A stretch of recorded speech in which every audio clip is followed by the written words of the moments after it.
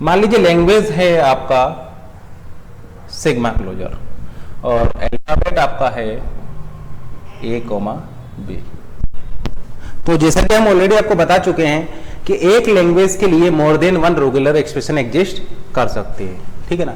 तो आपको इस क्वेश्चन में आइडेंटिफाई ये करना है कि कितनी ऐसी रेगुलर एक्सप्रेशन होंगी जो इक्विवेलेंट होंगी, ठीक है ना। तो हम कुछ रेगुलर एक्सप्रेशन लिख रहे हैं, आपको आइडेंटिकल रेगुलर एक्सप्रेशंस को बताना है, यानी आपको वो रेगुलर एक्सप्रेशंस को फाइंड आउट करना है जिनकी की लैंग्वेज सेम होगी, क्योंकि ऐसा हो सकता है कि एक लैंग्वेज के लिए मोर than one regular expression exist करे, ठीक है ना।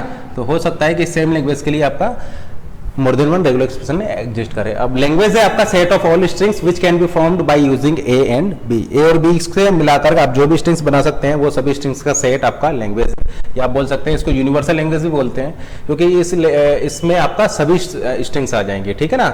ए और बी से आप जितने स्ट्रिंग्स बना सकते हैं वो सारे स्ट्रिंग्स इस लैंग्वेज में होंगी। तो फर्स्ट लिखते हैं हम सिग्मा क्लोजर, सेकेंड लिखते हैं ए,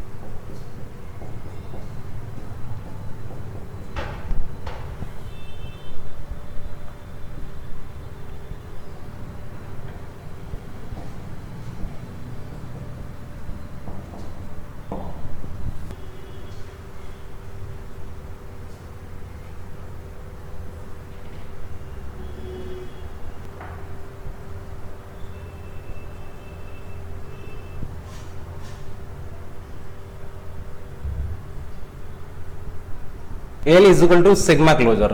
तो ये लैंग्वेज कौन सी, ये लैंग्वेज है आपका ए प्लस बी क्लोजर, यानी ये लैंग्वेज है आपका set of all strings which can be formed by using A and B, यानी ए और बी से आप जितनी भी स्ट्रिंग्स बना सकते हैं वो सारे स्ट्रिंग्स का जो सेट होगा वो आपका ये लैंग्वेज होगा। यानी इस लैंग्वेज में आपकी स्ट्रिंग्स क्या होगी, यहाँ पर लेमडा होगा, ए होगा, बी होगा, डबल ए होगा, डबल बी होगा, ठीक है ना, या आप बोल सकते हैं ए बी होगा, एंड बी ए होगा, और फिर आपका 3 लेंथ 4 लेंथ इस टाइप की स्ट्रिंग्स होगी। तो हम यहाँ पर ये क्लेम कर सकते हैं कि अल्फाबेट सिग्मा यानी ए कोमा बी से आप जितने भी स्ट्रिंग्स बना सकते हैं उन सारे स्ट्रिंग्स वो सभी स्ट्रिंग्स इस लैंग्वेज के सेट में होगी, इसीलिए इसको बोला जाता है सिग्मा क्लोजर या set of all strings which can be formed by using A and B, ठीक है ना। तो हम यहाँ पर क्लेम कर सकते हैं कि ए और बी से आप ऐसी कोई भी स्ट्रिंग नहीं बना सकते हैं जो इस सेट में ना हो, या दूसरे शब्दों में बोलें कि ए और बी से बनने वाली सभी स्ट्रिंग्स इस सेट में होंगी, ठीक है ना। आपको ये आइडेंटिफाई करना है कि यहाँ पर कितने ऐसे रेगुलर एक्सप्रेशंस हैं जो कि सेम होंगे। तो जैसा कि आप देख रहे हैं ये और ये आपका सेम हो जाएगा।